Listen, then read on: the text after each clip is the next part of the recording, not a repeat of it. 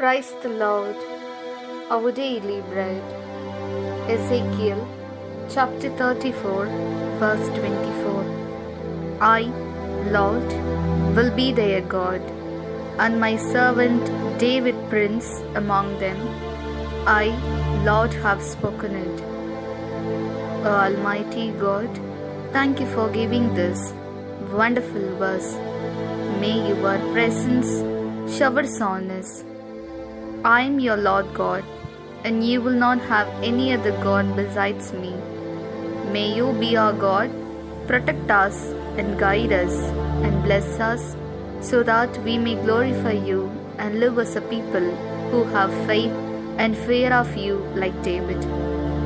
We ask this in the name of Jesus Christ. Amen.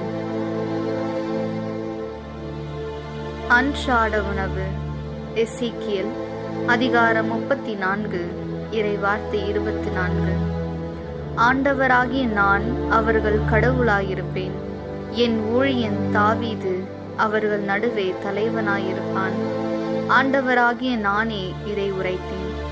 அன்பின் தகப்பனே, இன்றைய நாளிலே இந்த இறை மன்னாவை கொடுத்ததற்காக நன்றி ஆண்டவரே. உனக்கு கர்த்தாவாகிய தெய்வம் நானே. என்னை தவிர வேறு தெய்வம் உனக்கு இல்லாமல் போவதாக என்னும் கட்டளைக்கு ஏற்ப நீரே எங்கள் கடவுளாக இருந்து எங்களை காத்து வழி நடத்தி நாங்கள் உமக்கு பெருமை சேர்த்து தாவீது போல் உமக்கு விசுவாசமும் அச்சமும் கொண்ட மக்களாக வாழ எங்களை ஆசிர்வதியும். ஆமென். அந்த நுள்ள போச்சனம். எசேக்கியேல் 34 அத்தியாயம் 24 வாக்கியம். கர்த்தாவாய நான் அவருடைய தெய்வமாயிருக்கന്ന ദാസനായ ദാവീദ് അവരുടെ രാജാവാകും. കർത്താവായ ഞാൻ ഇത് പറഞ്ഞിരിക്കുന്ന. ഞാൻ നിന്റെ കർത്താവായ ദൈവമാണ്. ഞാൻ അല്ലാതെ മറ്റൊരു ദൈവവും നിനക്കുണ്ടാവില്ല.